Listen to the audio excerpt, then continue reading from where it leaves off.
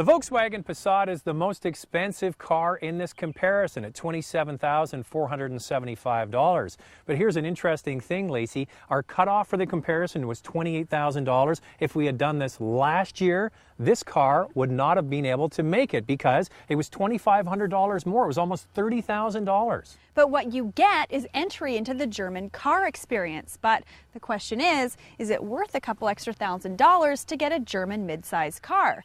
The answer in many ways is yes.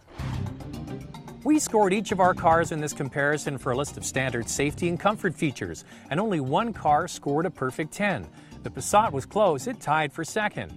It comes with everything we'd be looking for in a base model, from electronic safety features to basics like height-adjustable seating. The Passat has it all except for a standard MP3 jack.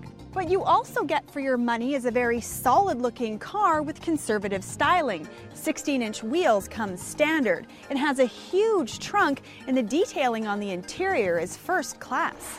When we had the Passat as a long-term test car on the show last year, we were all impressed with the level of finish on the interior, arguably the nicest in this comparison.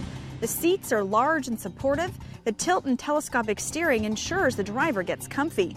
The center dash is easy to use, plus it looks clean and simple. All the airbags are included and the back seat is big. The Passat is different than all the other cars in this comparison on the open road, too. You see, the Passat is the only car in this comparison that comes with a turbocharged engine. It's a 2-liter 4-cylinder with 200 horsepower and 207 pound-feet of torque, so it's the most powerful car in the comparison.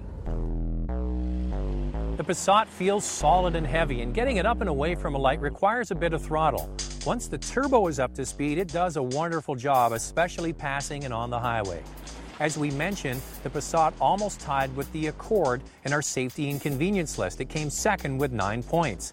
The inclusion of standard stability and traction control is what makes the Passat a contender. Zach's right. There is a little bit of a lag off the line when driving the Passat, but most of that can be eliminated if you use the Sport mode with the Tiptronic automatic transmission, or you could always get a more spirited manual transmission. The suspension is what you might expect from a German car. It feels oh so planted on the road, corners very well, and is most comfortable on the open highway. The ride is a wonderful balance of comfort and feedback. Very German. I think this would be a great car for people that have longer commutes or spend a lot of time on the highways. It's very comfortable to drive, and you really notice the extra power, especially when you're passing. The Passat is the most expensive vehicle in our comparison, but it's the only German-made vehicle. It's oh so comfortable, and it's also the most powerful.